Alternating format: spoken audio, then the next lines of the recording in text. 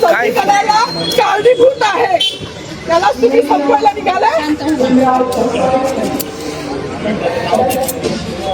पालकमंत्र्यांची फार मोठी चूक आहे मॅडम, माफी मागणार नाही पण पालकमंत्र्यांनी त्यांची ही चूक पत्रात घ्यावी. नाही आता राहू दे, जसं तसंच राहू दे.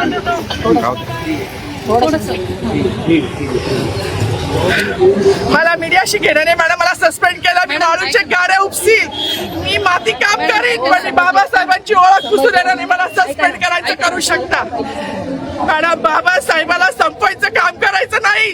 26 जानेवारी 15 ऑगस्ट मध्ये मी नाही मानत पण लोकशाही मॅडम तुम्ही सुद्धा संविधानामुळे आहात, पालकमंत्री सुद्धा पालकमंत्री संविधानामुळे आहे.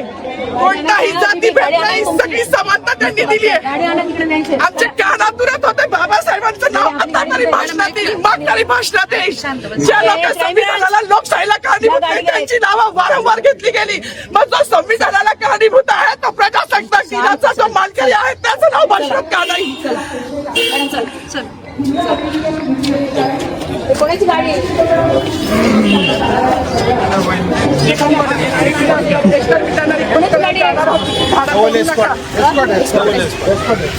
अरे माझी गाडी असेल ना रे, ट्रॅफिकची गाडी काढ रे.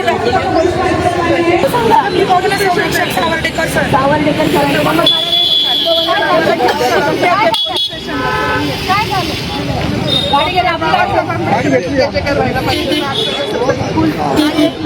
माझी मागणी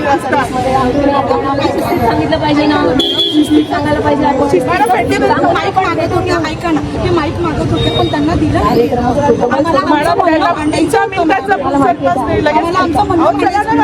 ऐका ना, आज गांधी वर्दी असेल किंवा आपण कोणापुढे वर्दीवर मतदान करू शकतो,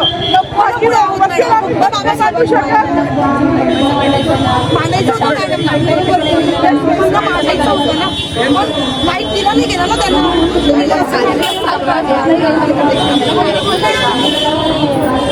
चला ना मॅडम, ती स्वतः येते मॅडम, मान्य करते.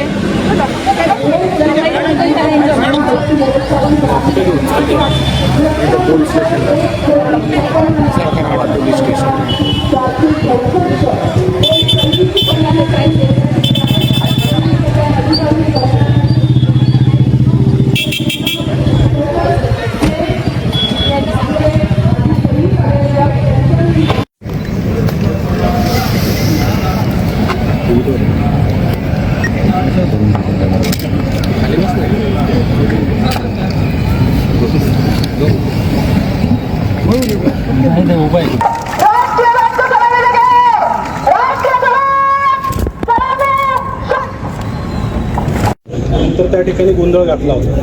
नेमकं ऑर्डर राहिला असेल पण तसा काही माझा कुठलाही हेतू नव्हता, कुठलाही माझा तसा हेतू नव्हता. आणि त्याच्यामध्ये फक्त मी घोषणा केली, भारत माता केली, पण तसं काही असेल तर आम्हाला झालं असेल. पण माझा त्यामागे कुठे काही मुद्दाम नाव डावलण्याचा वगैरे हेतू नाही. आणि मला वाटतं प्रत्येक वेळेला आपण जेव्हा भाषण करतो त्याच्यापासून बघा त्यावेळेला असं काही होत नाही. यावेळेला त्याचा काही वाटायचं निर्णय व्यक्त करतो.